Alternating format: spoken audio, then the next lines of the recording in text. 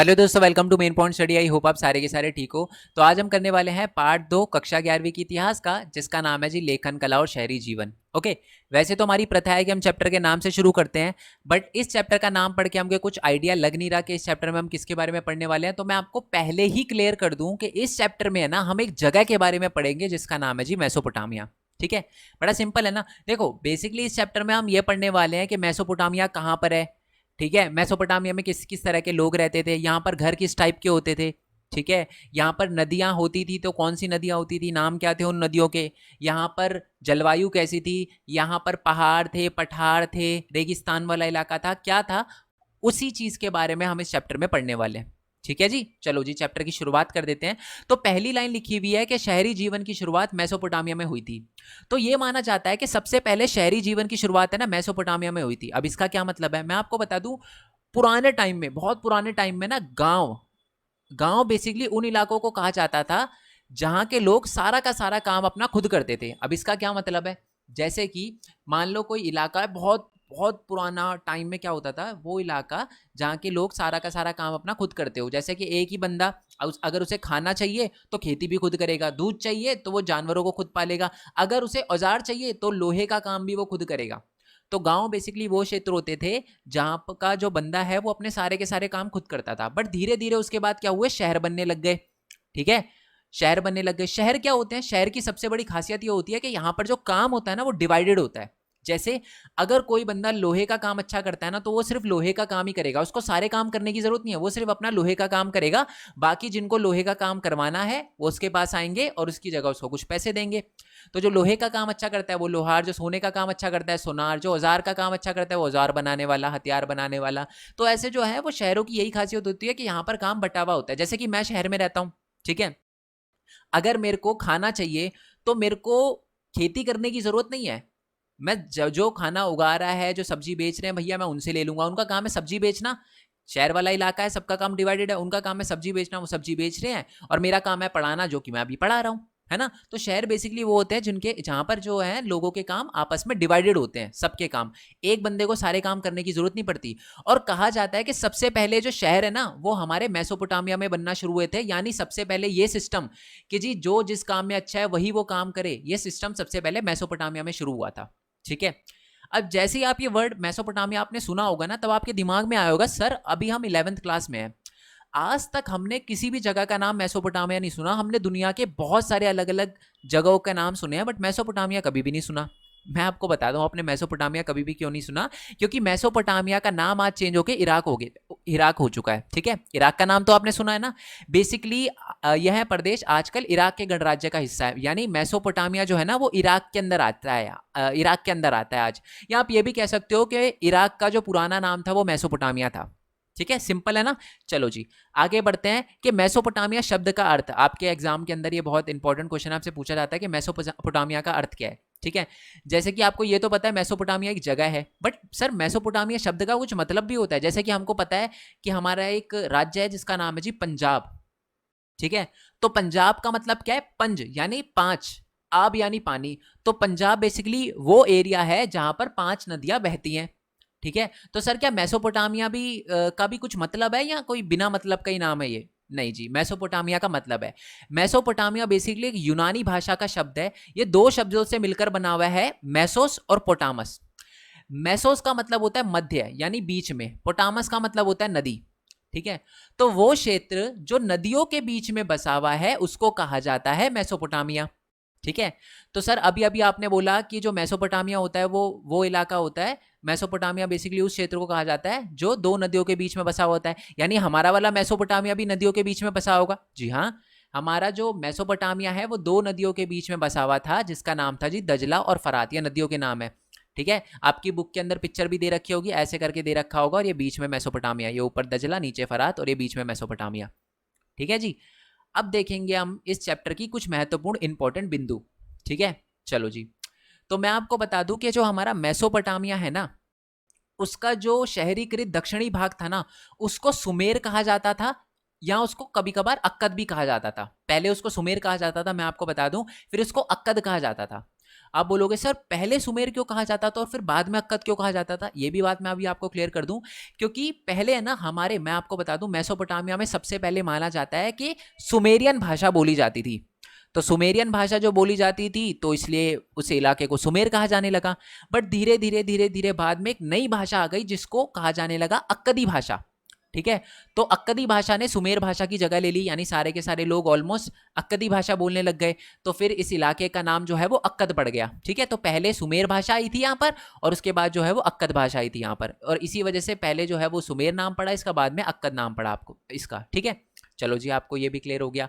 अब नेक्स्ट वाला पॉइंट पढ़ते हैं, और ये लिखा हुआ है कि 2000 ईसा पूर्व के बाद जब बेबीलोन एक महत्वपूर्ण क्षेत्र बना, तब दक्षिणी क्षेत्र का नाम बेबीलोनिया कहा जाने लगा। दक्षिणी क्षेत्र को बेबीलोनिया कहा जाने लगा। अब देखो, ये बात मैं आपको बाद में समझाऊंगा कि बेबीलोनिया क्या था क्या नहीं था, बट सबसे पहले तो ये जो वर्ड है ना ईसा पूर्व, इसका समझ लो, क्योंकि आपको बहुत ज़्यादा डिफिकल्टी आने वाली है आगे। अगर अभी आपने इस पॉइंट का मतलब नहीं समझा, हिस्ट्री आप पढ़ रहे हो, तो ये चीज़ आपको पता होनी चाहिए कि ईसा पूर्व का मतलब क्या होता है और ईसवी का मतलब क्या होता है। आपने ये सुना होगा AD और BD, AC और BC, हमने सॉरी AC और BC कह रहा हूँ, BC और AD आपने ज़रूर सुना होगा। ठीक है, चलो मैं समझा देता हूँ आपको, ध्यान से मेरी बात सुनना। जैसे अभी कौन सा साल चल रहा है? अभी चल रहा है 2022। क्या हमारी धरती को बने हुए क्या सिर्फ 2022 साल हुए हैं? ऐसा नहीं है ना, धरती तो बहुत लाखों करोड़ों साल पहले बनी थी, है ना। तो मैं आपको बता दूं कि बेसिकली हमारी पृथ्वी, माना जाता है कि हमारी पृथ्वी नहीं, माना जाता है कि हमारे जो जीसस क्राइस्ट है ना, जीसस क्राइस्ट आप समझते हो ना, जो जीसस थे, जीसस का जन्म जो हुआ था वो 0वें साल में हुआ था। जीसस का जन्म जो है वो 0वें साल में हुआ था। तो 0वें साल के बाद का जो टाइम है ना उसको AD कहा जाता है, या मैं बोलूं ईसवी कहा जाता है। ठीक है, यानी मेरे कहने का मतलब है कि हमारा जो ये वाला साल है 2022, इसको आप ये भी कह सकते हो कि 2022 ईसवी चल रहा है। ठीक है, 2022 ईसवी चल रहा है, या 2022 AD, ये भी आप कह सकते हो। ठीक है जी, यानी ईसा मसीह के जन्म के बाद के टाइम को क्या कहा जाता है? AD कहा जाता है। और ईसा मसीह के जन्म से पहले के टाइम को BC कहा जाता है। ठीक है, अगर मैं ईसा मसीह के जन्म से 100 साल पहले की बात कर रहा हूं तो उसको कहेंगे 100 BC, या मैं बोलूं 100 ईसा पूर्व। देखो नाम से आपको पता चल रहा है ईसा पूर्व, यानी ईसा मसीह के जन्म से पूर्व, यानी ईसा मसीह के जन्म से पहले। ठीक है, अगर मैं बोलूं कि ईसा मसीह के जन्म से 200 साल पहले की बात हो रही है तो इसका क्या मतलब होगा? उसको हम बोलेंगे 200 BC। ठीक है, समझ आ गया। अगर मैं बोलूं कि हम ईसा मसीह के जन्म से 2000 साल पहले की बात कर रहे हैं, मान लो एग्जांपल देता हूं, जैसे कि मान लो अगर कोई ये बोले कि मेरा घर जो है वो ईसा मसीह के जन्म से 2000 साल पहले बना था, तो आप क्या बोलोगे? कि उस बंदे का घर 2000 BC में बना था या ईसा पूर्व में बना था। ठीक है, अब मैं ना आपसे एक क्वेश्चन पूछता हूं और वो बहुत इंपॉर्टेंट है, बहुत ध्यान से सुनना क्वेश्चन। ठीक है, मान लो 2 घर हैं। ठीक है, 2 घर हैं, ध्यान से सुनना। 2 घर है, ये जो एक A है एक B है। जो A वाला बंदा है ना वो ये बोलता है कि मेरा जो घर है ना वो ईसा मसीह के मतलब वो बोलता है कि मेरा घर जो है वो 2000 BC में बना हुआ है। ठीक है, और एक बंदा जो नंबर B है वो बोलता है कि मेरा घर जो है वो 200 BC में बना है। अब आप ये बताओ कि A और B दोनों में से किसका घर ज्यादा पुराना है? किसका घर ज्यादा पुराना है? अगर आपने इसका आंसर सही दिया ना तो ये टाइमलाइन आपके लिए बच्चों का खेल है। फिर देखो इसका आंसर है ए वाले बंदे का घर ज्यादा पुराना है, क्योंकि ये ईसा मसीह के जन्म से भी 2000 साल पुराना है। 2000 साल पुराना है। जबकि अगर इसकी बात करें बी की तो वो 200 साल पुराना है ईसा मसीह के जन्म से। तो ये ज्यादा पुराना हुआ या ये ज्यादा पुराना हुआ? ऑब्वियसली ये ज्यादा पुराना हुआ। आई होप ये डाउट आपको क्लियर हो गया हो। ठीक है, मैंने कुछ ज्यादा ही डीप में समझा दिया, बट आई होप ये बात आपको पता चल गई हो। चलो मैं आपको एक क्वेश्चन पूछता हूं, आप मेरे को नीचे बताना। अगर मैं ईसा मसीह के, मान लो मेरा जन्म जो है वो 273 BC में हुआ है, मेरा जन्म 273 BC में हुआ है। ठीक है, तो मेरे जन्म को कितने साल हो गए हैं? ये थोड़ा अच्छा क्वेश्चन है। चलो एक और चीज समझा देता हूं इसमें। अगर कोई ये बोले कि मेरा जन्म 100 BC में हुआ है तो यानी कितने साल हो गए? अभी से कितने साल हो गए? देखो 2022 साल तो ये हो गए, 100 साल ये हो गए, यानी उस बंदे को पैदा हुए हुए 2122 साल हो गए, है ना। 2022 तो ये वाले डायरेक्ट और 100 साल पहले वाले ईसा मसीह के जन्म से प्लस 100 तो क्या हो गए 2122 साल। ठीक है, अगर कोई ये बोलता है कि मान लो लेट्स अज्यूम मैं ये बोलूं कि भारत में सबसे पहले हिंदी भाषा है ना 2000 बीसी में आई थी, इसका मतलब हमारे भारत के अंदर हिंदी भाषा को आए हुए 2022 साल ये हो गए और 2000 साल ये हो गए, तो कितने हो गए 2022 साल अभी वाले प्लस 2000, यानी हिंदी भाषा को आए हुए 2200 साल 4022 साल हो चुके हैं। ठीक है, आई होप, वैसे हिंदी और भी पुरानी है बट ये मैं आपको एग्जांपल दे रहा था। आई होप ये बात आपको क्लियर हो गई, मैंने इसको समझाने में टाइम लिया है बट आई होप ये बात आपको बहुत अच्छे से क्लियर हो गई होगी। ठीक है, चलो जी, अब आते हैं जी दोबारा से हम बेबीलोन वाली लाइन पे। ठीक है, अब आपको वो बेबीलोनिया वाली लाइन जो है वो बहुत अच्छे से क्लियर हो जाएगी। चलो ओके, 2000 ईसा पूर्व के बाद जब बेबीलोन एक महत्वपूर्ण क्षेत्र बना, तो हमारे दक्षिण में है ना एक क्षेत्र जो है वो बहुत मशहूर हो गया था जिसका नाम था बेबीलोन, और इसी वजह से वो इतना मशहूर हो गया कि उसी के नाम पे पूरा दक्षिणी क्षेत्र को बेबीलोनिया कहा जाने लगा। अब 2000 ईसा पूर्व लिखा है, यानी अगर अभी से देखूं मैं तो कितने साल हो गए 2000 ईसा पूर्व, यानी ईसा मसीह के जन्म से 2000 साल पहले की बात हो रही है। तो 2000 साल पहले ईसा मसीह के जन्म से 2000 साल पहले की बात हो रही है और अभी के 2022 साल, तो यानी ये जो हमारा बेबीलोनिया है ये कब जो है वो मतलब कब जो है दक्षिणी क्षेत्र का नाम बेबीलोनिया पड़ गया, लगभग 4022 साल पहले। ठीक है, चलो मेरे को पता है ये चीज़ समझने में थोड़ी दिक्कत आई होगी अभी भी टाइमलाइन को, बट कोई दिक्कत नहीं, धीरे धीरे क्लियर हो जाएगा, बट आई होप मैं आपको समझाने में कामयाब रहा। ठीक है, ओके, लोग जो कहते हैं ना वो टाइमलाइन नहीं समझाते, बस आपको ऐसे ही समझा देते हैं। ठीक है, मेरा मोटिव ये नहीं है, मेरे को पता है बहुत सारे बच्चे जो हैं वो आगे तैयारी वगैरह करेंगे गवर्नमेंट जॉब की या किसी भी चीज़ की, तो ये चीज़ें जो है AD BC ये चीज़ें इंपॉर्टेंट है। ओके, चलो ये बात तो मैं आपको पहले ही बता चुका हूँ कि हमारा ये जो क्षेत्र है जो मेसोपोटामिया क्षेत्र है, माना जाता है इसकी पहली भाषा जो थी वो सुमेरियन भाषा यानी सुमेरी भाषा थी। ठीक है, उसके बाद क्या हुआ, सुमेरी भाषा के बाद 2400 ईसा पूर्व अक्कदी भाषा आई। ठीक है, यानी सबसे पहले क्या था, मैं आपको ये लाइन दिखा देता हूं। ठीक है, 2400 से पहले कौन सी भाषा बोली जाती थी, सुमेरी भाषा बोली जाती थी। ठीक है, 2400 के बाद कौन सी, अक्कदी भाषा, अक्कद भाषा बोली जाने लगी। अक्कद भाषा के बाद माना जाता है कि यहाँ पर एक अरामाइक भाषा आ गई। कब आ गई, 1400 ईसा पूर्व में एक अरामाइक भाषा आ गई, और अरामाइक भाषा है ना आज के हिब्रू से ही मिलती जुलती है। ठीक है, और आज भी कुछ इलाकों में ये देखो हिब्रू से मिलती जुलती है, और आज भी इराक के कुछ इलाके ऐसे हैं जहां पर अरामाइक भाषा बोली जाती है। ठीक है, तो सबसे पहले कौन सी भाषा आई, सुमेरी भाषा, फिर अक्कद भाषा, फिर हमारी अरामाइक भाषा आई यहाँ पर। ठीक है, चलो जी अब नीचे की तरफ आते हैं। लगभग 1100 ईसा पूर्व, ये उत्तर की बात हो रही है। दक्षिणी भाषा का, दक्षिण के इलाका हमको समझ आ गया ना, हमारा जो मेसोपोटामिया था, दक्षिण का क्षेत्र जो था, पहले उसको सुमेर बोला जाता था, फिर अक्कद भाषा यहाँ पर आ गई, फिर अक्कद बोले जाने लगा इसको, और फिर यहाँ पर तीसरी भाषा कौन सी आई, अरामाइक भाषा आई 1400 ईसा पूर्व। ठीक है, 1400 ईसा पूर्व में अरामाइक भाषा आई, और कभी और इस क्षेत्र को है ना बेबीलोनिया भी बोला जाता था। क्यों, क्योंकि यहाँ पर बेबीलोनिया क्षेत्र जो था वो बहुत मशहूर था। ठीक है, अब थोड़ा सा उत्तर की बात करते हैं। तो उत्तर के अंदर मैं आपको बता दूं बहुत सारे असीरियाई लोग जो है ना वो उत्तर में आके रहने लग गए थे। ठीक है, और इसी वजह से हमारे उत्तर के क्षेत्र को असीरिया भी कहा जाता था। हमारे मेसोपोटामिया का जो उत्तर का क्षेत्र है उसको असीरिया भी कहा जाता था, क्योंकि 1100 ईसा पूर्व यहाँ पर कुछ असीरियाई जाति के लोग यहाँ पर आकर रहने लग गए थे। ठीक है जी, आई होप ये आपको क्लियर हो गया हो। कुछ नहीं है, सिंपल सीधी बात है कि सबसे पहले सुमेरी भाषा, फिर अक्कद भाषा, फिर अरामाइक भाषा, भाषा का देख लिया। उसके बाद जो नेक्स्ट चीज़ थी हमने ये देखा कि यहाँ पर जो है दक्षिणी क्षेत्र को सबसे पहले सुमेरी कहा जाता था, फिर अक्कद कहा जाता था, और फिर 2000 ईसा पूर्व बेबीलोन भी कहा जाने लग गया। क्यों बेबीलोन क्यों कहा जाने लग गया, क्योंकि यहाँ बेबीलोन नाम का क्षेत्र जो था वो बहुत ज़्यादा मशहूर हो गया था, और जो उत्तर का क्षेत्र था उसे असीरियाई कहा जाता था।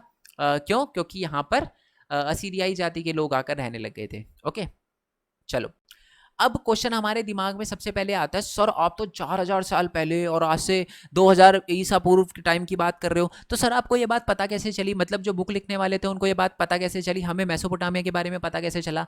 तो मैं आपको बता दूं मेसोपोटामिया ना में है ना खोजबीन होना शुरू हुई थी, खुदाई वगैरह होना शुरू हुई थी, और वो भी मैं आपको बताऊंगा कब होना शुरू हुई थी। बट वहां से हमें बहुत सारी चीज़ें मिली, इमारतें मिली, मूर्तियाँ मिली, कब्रें मिली, आभूषण मिले, और उससे हमें आइडिया लगा कि ये जो मेसोपोटामिया क्षेत्र है ये कितना साल पुराना था, उससे हमें आइडिया लगा। ठीक है, तो मैं आपको बता दूं मेसोपोटामिया की के आपको एग्जाम में क्वेश्चन भी आएगा कि मेसोपोटामिया के इतिहास की जानकारी हमें कहाँ कहाँ से मिलती है, यानी इतिहास की जानकारी के स्रोत बताओ, यानी मेसोपोटामिया के बारे में हमें कहाँ से पता चलता है। तो मैं आपको बताऊं, इमारतों से, मूर्तियों से, कब्रों से, आभूषण से, औजार से, मुद्राओं से, मिट्टी की पट्टिकाओं से और लिखित दस्तावेजों से जो हमें मेसोपोटामिया के अंदर खुदाई के दौरान मिले हैं, उसी से हमें मेसोपोटामिया के बारे में जानकारी मिलती है। ठीक है, चलो जी नीचे आ जाते हैं। मेसोपोटामिया में खोज। ठीक है, अब जैसे मैंने आपको बोला है कि मेसोपोटामिया में खुदाई होना शुरू हुई थी, तो सबसे पहले तो हमारे दिमाग में क्वेश्चन आता है कि सर मेसोपोटामिया के अंदर खुदाई कब होना शुरू हुई थी और मेसोपोटामिया के अंदर खुदाई हुई क्यों थी, किसने करवाई थी, क्यों करवाई थी, वो मैं आपको बताता हूं। सबसे पहले तो मैं आपको बता दूं कि मेसोपोटामिया में जो पुरातत्व विद्या खोज है यानी खुदाई जो है वो सबसे पहले 1840 के दशक में शुरू हुई थी। ठीक है, यानी 1840 के दशक में हमारे मेसोपोटामिया के अंदर खुदाई होना शुरू हुई थी और खुदाई करवाई थी यूरोप वासियों ने। यूरोप के जो लोग हैं ना, आपको पता है यूरोप के लोग जो हैं वो क्रिश्चियन लोग हैं, ज्यादातर यूरोप के लोग जो हैं वो क्रिश्चियन है। ठीक है, जैसे हम पाकिस्तान बोलते हैं तो मुस्लिम लोग ज्यादा रहते हैं वहां पर। ठीक है, चाइना के चाइनीज लोग जो ज्यादा रहते हैं, इंडिया में जो है वो हिंदू लोग ज्यादा रहते हैं, वैसे ही यूरोप में क्रिश्चियन लोग ज्यादा रहते हैं। अब ये बात मैंने क्यों बताई है ये भी आपको अभी पता चल जाएगा। तो जो यूरोप जो के लोग हैं ना वो बहुत ही मेसोपोटामिया को बहुत ही इंपॉर्टेंट मानते थे। वो कहते थे यार मेसोपोटामिया के अंदर खुदाई हमको करवानी ही करवानी है। अब आप पूछोगे सर क्यों मेसोपोटामिया के अंदर वो खुदाई करवाने के लिए इतना ज़्यादा उत्साहित क्यों थे? क्योंकि मैं आपको बता दूं हमारे जो यूरोप के लोग थे वो क्रिश्चियन थे। वो किस बुक को मानते हैं? बाइबल को मानते हैं। जैसे मुस्लिम कुरान को मानते हैं, है ना, हिंदू जो है वो भगवत गीता, अपने भगवत गीता को मानते हैं, है ना। तो वैसे ही जो यूरोप के लोग हैं वो क्रिश्चियन है और वो बाइबल को मानते हैं। और बाइबल का जो प्रथम भाग था जिसको कहा जाता है ओल्ड टेस्टामेंट, उसके अंदर है ना बहुत सारी चीजें लिखी हुई थी। ठीक है, जो कहीं ना कहीं मेसोपोटामिया से रिलेटेड थी। मैं आपको समझाता हूं कैसे। उदाहरण के लिए ओल्ड टेस्टामेंट की एक बुक थी जिसका नाम था बुक ऑफ जेनेसिस। उसमें एक शिमार का उल्लेख किया गया था। एक वर्ड था शिमार, जिसका मतलब होता है सुमेर ईंटों से बना शहर, सुमेर ईंटों से बने शहर की भूमि, शहरों की भूमि, यानी कि सुमेर क्षेत्र की बात करी गई है। अब सुमेर का मतलब अगर हमारे बाइबल के अंदर सुमेर वर्ड का यूज किया गया है, तो सुमेर सुमेर क्या था? सुमेर एक तरह से हम मेसोपोटामिया के दक्षिणी भाग को ही तो कहा करते थे। ठीक है, और एक और वजह थी जिसकी वजह से जो यूरोपीय लोग थे वो बहुत ही ज़्यादा उत्सुक थे मेसोपोटामिया के अंदर खुदाई करवाने के लिए। इसका दूसरा रीज़न है एक स्टोरी, नोआ की स्टोरी। नोआ की स्टोरी क्या है वो मैं आपको समझाता हूँ।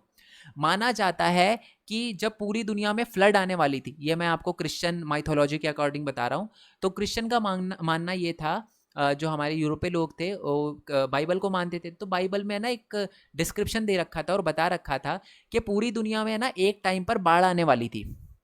ठीक है, तो बाढ़ आने वाली थी, तो जो परमेश्वर है ना, जो भगवान है, उन्होंने क्या किया कि एक बंदे को नीचे भेजा जिसका नाम था नोआ।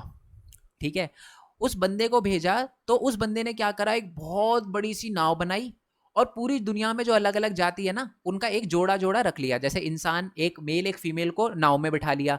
एक जैसे कि एक कुत्ता है तो एक डॉगी और फीमेल डॉगी को नाव में बिठा लिया, है ना। तो सबकी एक एक जो है वो पेयर लेके उन्होंने नाव में बिठा लिया और ऐसे उन्होंने जीवित रखा लोगों को।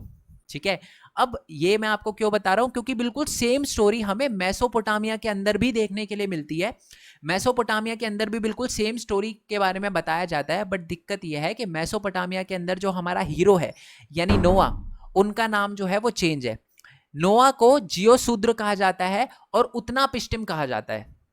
ठीक है जी, तो इस वजह से, यानी ये दो वजह से, पहला तो ओल्ड टेस्टामेंट के अंदर जो शिमार का वर्णन था और ओल्ड टेस्टामेंट के अंदर जो हमारी बाइबल है उसके अंदर नोआ की जो स्टोरी थी उसका मेसोपोटामिया के जियोशूद्र की स्टोरी से लेना देना जो था ना, इस वजह से जो हमारे यूरोपीय वासी थे वो बहुत ज़्यादा उत्साहित थे कि हमें खोज करवानी है जी, है ना। ये तो अपना मिलता जुलता है ना, घर की बात हो गई है, तो ऐसा करके इसी वजह से उन्होंने खुदाई करवाना शुरू किया। ठीक है, सन 8040 में मैंने आपको ये बताया था कि सबसे पहले यहाँ पर खुदाई होना शुरू हो गई थी, पुरातत्व विद्या खोजा होना शुरू हो गई थी हमारे मेसोपोटामिया के अंदर। और 1873 में एक ब्रिटिश समाचार पत्र ने ब्रिटिश म्यूजियम द्वारा प्रारंभ किए गए खोज अभियान का खर्च उठाया। मतलब एक ब्रिटिश समाचार पत्र था, उन्होंने बोला जितने पैसे चाहिए ना आपको हम देंगे। ब्रिटिश म्यूजियम को बोला, ब्रिटिश म्यूजियम ही थी वहां पर खोज वगैरह कर रही थी, उनको बोला कि जितने पैसे चाहिए हम देंगे, आप बस खोज करो। ठीक है, और बेसिकली वो किस लिए खोज करवा रहे थे, वही वो जल पलावन यानी फ्लड की वो जो थी ना हमारी नोआ की स्टोरी, वो कहाँ पर लिखी हुई है, उस पट्टिका को ढूंढने के लिए उन्होंने ब्रिटिश समाचार पत्रों ने इतने पैसे दिए। ठीक है, कि जो बाइबल में लिखा हुआ है ना उसको हमें सिद्ध साबित करना है, तो आप वो पट्टिका ढूंढो, जितने पैसे लगेंगे हम देंगे, बट मेसोपोटामिया में खोज शुरू करो। ठीक है जी, आपको समझ आ गया कि मेसोपोटामिया में जो खोज थी वो कब शुरू हुई और क्यों शुरू हुई, यूरोप वासी जो थे वो मेसोपोटामिया के अंदर खोज करवाने के लिए इतना ज्यादा प्रोत्साहित क्यों थे। ठीक है, चलो जी, अब आते हैं नेक्स्ट वाले टॉपिक में। नेक्स्ट वाला जो टॉपिक है मोस्ट इंपॉर्टेंट टॉपिक है इस चैप्टर का, जिसका नाम है जी मेसोपोटामिया की भौगोलिक स्थिति। तो अभी तक हमने देखा मेसोपोटामिया में कौन कौन सी भाषा बोली जाती थी, और ये भी देख लिया कि मेसोपोटामिया के अंदर खोज क्यों होना शुरू हुई थी और किसने करवाई थी।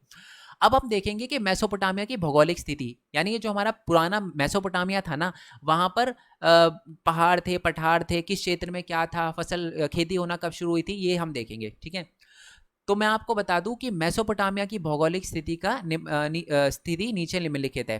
ठीक है, क्या है, पहला पूर्वोत्तर भाग, यानी ये जो हमारा मेसोपोटामिया है ना, मेसोपोटामिया है इसका पूर्व का भाग, इसके बारे में हम देखेंगे। तो ये बोला जाता है कि इसके पूर्वोत्तर भाग में हरे हरे ऊंचे नीचे मैदान थे, मतलब हमारे यहाँ पर मैदानी मैदान थे, जो धीरे धीरे वृक्षाच्छादित पर्वत श्रृंखला के प्रतिरूप में फैलते गए। मतलब यहाँ पर है ना, बेसिकली ये बोला गया है कि यहाँ पर ऊंचे नीचे मैदान थे, ठीक है, जहाँ पर वृक्ष वगैरह लगे हुए थे, पेड़ पौधे यहाँ पर बहुत अच्छे खासे लगे हुए थे, साथ ही यहाँ पर स्वच्छ झरने और जंगली फूल भी थे। यहाँ अच्छी फसल के लिए पर्याप्त वर्षा भी हो जाती थी, यानी बारिश वगैरह भी यहाँ पर सही होती थी। और यहाँ पर जो है वो कृषि 7000 से 6000 ईसा पूर्व के बीच में शुरू हुई थी, यानी माना जाता है ईसा पूर्व यानी कि ईसा मसीह के जन्म से 7 से 6000 साल पहले यहाँ पर खेती होना शुरू हो गई थी। ठीक है, तो अभी तक हमने मेसोपोटामिया के पूर्वी क्षेत्र के बारे में क्या पढ़ा कि यहाँ पर ऊंचे ऊंचे जो है वो मैदान थे, यहाँ पर वृक्ष वगैरह थे, पर्वत श्रृंखला वगैरह भी थी यहाँ पर, और साथ ही यहाँ पर जो थे स्वच्छ झरने थे, जंगली फूल थे, और यहाँ पर पर्याप्त बारिश होती थी ताकि यहाँ पर खेती वगैरह की जा सके। और यहाँ पर खेती जो है वो माना जाता है कि ईसा मसीह के जन्म से 7000 साल पहले होना शुरू हो गई थी। ठीक है, चलो, मैं अभी बार बार ईसा मसीह के जन्म से पहले वगैरह बोल रहा हूँ, बट एक टाइम आने पर मैं ईसा पूर्व बोल दूंगा, तो आप समझ जाना। ठीक है, चलो, ये बात तो हमने कर ली कि मेसोपोटामिया के पूर्वी क्षेत्र की। अब थोड़ा सा उत्तर की बात कर लेते हैं, यानी इस वाले क्षेत्र की बात कर लेते हैं। ठीक है, तो क्या लिखा हुआ है कि उत्तर में ऊंची भूमि थी, यानी ऊपर की साइड भूमि थी, जहां पर स्टेपी के घास के मैदान थे। मैं आपको स्टेपी का मतलब बता देता हूं। स्टेपी बेसिकली बहुत ज्यादा बड़े घास के मैदान होते हैं जहां पर जानवरों को चराया जाता है। ठीक है जी, मतलब घास के बहुत बड़े बड़े मैदानों को स्टेपी कहा जाता है। ठीक है, तो हमें समझ आ गया कि उत्तर के क्षेत्र में हमारे स्टेपी हुआ करते थे, स्टेपी के घास के मैदान हुआ करते थे, और यहाँ पर पशुपालन खेती की तुलना में आजीविका का अधिक अच्छा साधन था, यानी ज्यादातर लोग यहाँ पर खेती की जगह पशुपालन करते थे। ठीक है, खेती लोग कम करते थे, पशुपालन ज्यादा करते थे। सर्दियों की वर्षा के बाद भेड़ बकरियां यहाँ उगने वाली छोटी छोटी झाड़ियां और घास से अपना भरण पोषण करती थी। ठीक है, यहाँ पर जो बकरियां वगैरह हैं वो सर्दियां निकलने के बाद यहाँ पर जो है बारिश वगैरह जो होती थी, छोटी छोटी जो झाड़ियां वगैरह उगती थी, उसको खाकर अपना जीवन यापन करती थी। ठीक है, चलो जी, अब थोड़ा सा पूरब की और बात कर लेते हैं। ठीक है, पूरब का हमने ऊपर देख ही लिया था, पर पूरब की थोड़ी सी और बात कर रखी है। इसमें एक रिवर के बारे में आपको पता है, मेसोपोटामिया 2 रिवर के बीच में बसा हुआ है। कौन सा? दजला, और दूसरी रिवर का नाम आप मेरे को नीचे कमेंट बॉक्स में बताना, अभी ऊपर बताया था मैंने। तो पूर्व में दजला की सहायक नदियां ईरान की पहाड़ी प्रदेशों में जाने के लिए परिवहन का अच्छा साधन था। इसका मतलब ये है कि हमारा ये मेसोपोटामिया है, ठीक है, यहाँ पर जो है यहाँ पर जो है ये पूर्वी क्षेत्र है, तो यहाँ पर एक रिवर थी जिसका नाम था दजला। तो ये ऊपर से ऐसे होकर जाती थी। तो ये बता रखा है कि हमारी जो दजला रिवर है, दजला नदी है, वो परिवहन का भी अच्छा साधन थी, एक जगह से जो पहाड़ी क्षेत्र में जाने के लिए अच्छा साधन था ये। ठीक है, पहाड़ी प्रदेश थे जो दूसरी जगह थे मेसोपोटामिया के, वहां से जाया जा सकता था। मतलब दजला रिवर का उपयोग एक जगह से दूसरी जगह परिवहन के लिए भी उपयोग किया जाता था। ठीक है जी, ओके जी। अब आते हैं नेक्स्ट पॉइंट पे। नेक्स्ट पॉइंट क्या लिखा हुआ है? नेक्स्ट पॉइंट ये लिखा हुआ है कि दक्षिणी भाग एक रेगिस्तान वाला इलाका था। ठीक है, अभी तक हमने क्या देख लिया? उत्तर देख लिया, स्टेपी का क्षेत्र, यहाँ पर देख लिया कि दजला रिवर थी ट्रांसपोर्ट के लिए, और यहाँ पर जो थे वो जो खेती वगैरह भी होती थी, हमने देख लिया। पर जो दक्षिणी वाला इलाका है ना हमारे मेसोपोटामिया का, वही सुमेरियन इलाका, वो जो था वहाँ पर रेगिस्तान थे, पूरा रेगिस्तान वाला इलाका था।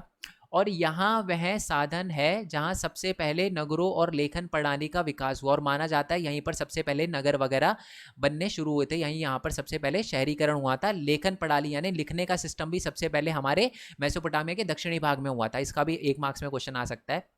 इन रेगिस्तान में शहरों के लिए भरण पोषण का साधन बन सकने की क्षमता थी। अब आप बोलोगे सर यहाँ पर आप बोल रहे हो कि यहाँ पर शहर वगैरह थे, ठीक है, सबसे पहले शहर वगैरह बनने यहाँ पर शुरू हुए, बट सर ये तो रेगिस्तान का इलाका था। हाँ बिल्कुल, ये रेगिस्तान का रेतीला इलाका था, परंतु यहाँ पर एक रिवर बहती थी, ठीक है, जो अपने साथ उपजाऊ मिट्टी लेकर आती थी, और उपजाऊ मिट्टी लेकर आती थी तो यहाँ पर जो सिंचाई है और जो खेती है वो भी अच्छी खासी हुआ करती थी, और यहाँ पर गेहूं और मटर और मसूर की भी खेती हुआ करती थी। तो इसलिए हमारा जो दक्षिणी भाग है यहाँ पर रेगिस्तान का इलाका होने के बावजूद भी अच्छी खासी खेती हुआ करती थी, क्योंकि नदियों द्वारा, दजला और फरात द्वारा यहाँ पर जो वो आती थी, नदियां आती थी, वो अपने साथ उपजाऊ मिट्टी लेकर आती थी, जिसकी वजह से यहाँ पर खेती हुआ करती थी। ठीक है, आई होप ये बात आपको क्लियर हो गई हो। चलो यहाँ पर होता है हमारा फर्स्ट पार्ट खत्म। आई होप आपको सारी चीजें बहुत डिटेल में समझ आई हो। देखो मेन मोटिव, मैं चाहता ना ये टॉपिक जो है वो आपको 10 मिनट में कवर करवा सकता था या 5 मिनट में कवर करवा सकता था, बट दिक्कत ये होती है कि एग्जाम में क्वेश्चन आता तो आप लिख नहीं पाते। अब कोई भी क्वेश्चन आ जाए वो आप लिख दोगे, बट उससे पहले मैं क्वेश्चन पूछ ही लेता हूँ आपसे। आप मेरे को है ना नीचे कमेंट बॉक्स में पहले ये बताना कि मेसोपोटामिया की सबसे पहली भाषा कौन सी थी, ये बताओ आप मेरे को नीचे कमेंट बॉक्स में। दूसरा आप मेरे को ये बताओ कि मेसोपोटामिया का कौन सा इलाका रेगिस्तान वाला इलाका था, ठीक है। और तीसरा क्वेश्चन आप मेरे को ये बताओ कि मेसोपोटामिया का कौन से क्षेत्र में स्टेपी के मैदान से, स्टेपी के घास के मैदान थे, आप मेरे को नीचे कमेंट बॉक्स में बताना। बाकी अगर आपको नोट्स वगैरह चाहिए तो आप हमारी वेबसाइट पे जा सकते हो, फ्री नोट्स है, डोंट वरी, www.mainpointstudy.in। डायरेक्टली वहां पर क्लास 11 पे जाओगे, आर्ट्स पे जाओगे, आप नोट्स वगैरह यहाँ पर आपको मिल जाएंगे, ठीक है। और अगर आपको कोई क्वेश्चन वगैरह पूछने हो, MCQ वगैरह चाहिए हो आपको, ये सारी की सारी चीज़ें आपको यहाँ पर मिल जाएगी। बट हाँ, आप हमारा टेलीग्राम चैनल ज्वाइन कर लेना, जो भी इंपॉर्टेंट अपडेट होते हैं, जो भी इंपॉर्टेंट क्वेश्चन होते हैं, वो सारे के सारे मैं यहीं पर बताऊंगा आपको, ठीक है। टेलीग्राम चैनल का नाम है main point study 11th arts, यहाँ आप ये भी लिख सकते हो टेलीग्राम पे, मेन पॉइंट स्टडी बिना स्पेस दिए, मेन पॉइंट स्टडी 11 आर्ट्स आप लिखोगे तो हमारे मेन पॉइंट स्टडी के 11th के टेलीग्राम चैनल पे आ जाओगे। 700 बच्चे यहाँ पर ऑलमोस्ट होने वाले हैं, ठीक है। तो यहाँ पर आप ज्वाइन हो जाना, आपको सारे के सारे नोट्स मैं डायरेक्टली PDF में डाल दूंगा। अगर आपको वेबसाइट से नोट्स को डाउनलोड करने में दिक्कत आए तो टेलीग्राम से आप डायरेक्टली कर पाओगे, ठीक है। चलो बाकी मैं आपको बता दूं, हमारे डिफरेंट चैनल है, मेन पॉइंट टेक हो गया, मेन पॉइंट गेमिंग हो गया, भरत कुमार खोरवाल हो गया। देखो मेन पॉइंट टेक जो है वो सिर्फ मैंने आपके लिए बनाया कि आप एक स्टूडेंट जो है, अब आप 11th क्लास में आ गए हो, ठीक है। देखो 11th क्लास एक ऐसी होती है कि आप अर्न करना सीखो, आप फाइनेंशियल नॉलेज गेन करना सीखो, ठीक है। मैं आपको बता दूं, अगर आपको लगता है कि अभी हम छोटे, हम अर्न नहीं कर सकते, तो मैं आपको 11th क्लास के हज़ारों बच्चे आपके सामने लाकर खड़े कर दूंगा जो लाखों रुपए कमा रहे हैं, मेरे से भी ज़्यादा अर्न कर रहे हैं। तो एटलीस्ट आपको पता होना चाहिए कि हम पैसे कैसे कमा सकते हैं ऑनलाइन। तो यही सारी की सारी चीज़ें मैं बताता हूँ मेन पॉइंट टेक पे। यूट्यूब पे लिखोगे ना मेन पॉइंट टेक, तो आप मेन पॉइंट टेक के यूट्यूब चैनल पे आ जाओगे। अलग अलग वीडियो दे रखी है, एनिमेशन वीडियो कैसे बनाए, वेबसाइट से अर्निंग कैसे होती है, वेबसाइट कैसे बना सकते हो आप, यूट्यूब पे ग्रो कैसे कर सकते हो, यूट्यूब चैनल कैसे बना सकते हो, ये सारी की सारी चीज़ें मैंने है अपने यूट्यूब चैनल पे बता रखी है, आप जाकर देख सकते हो। बाकी मेन पॉइंट गेमिंग का चैनल है और ये व्लॉगिंग चैनल है, इस पर कभी कभार मैं रात को आके लाइव स्टडी करता हूँ, तो आपको कोई क्वेश्चन वगैरह पूछना हो तो यहाँ पर डायरेक्टली मेरे से लाइव पूछ सकते हो, ठीक है। चलो जी, बाकी ये चैप्टर खत्म नहीं हुआ, अभी इसका सेकंड पार्ट है, उसके बाद मैं इसके MCQ अपलोड करूंगा। कर दिए होंगे तो नीचे डिस्क्रिप्शन में सारे के सारे चैप्टर का लिंक मिल जाएगा, MCQ का लिंक मिल जाएगा आपको, और साथ ही मैं चैप्टर के जो मोस्ट इंपॉर्टेंट क्वेश्चन अपलोड करूंगा उसका भी लिंक मिल जाएगा। और साथ में मैंने पोल साइंस भी स्टार्ट कर दी है, तो पोल साइंस के भी जो भी चैप्टर होंगे सबका लिंक नीचे डिस्क्रिप्शन में मिल जाएगा, ठीक है जी। तो मिलते हैं नेक्स्ट वीडियो में, तब तक के लिए थैंक यू सो मच। जय हिंद, जय Bharat, Vande Mataram. Thanks for your support, bye bye.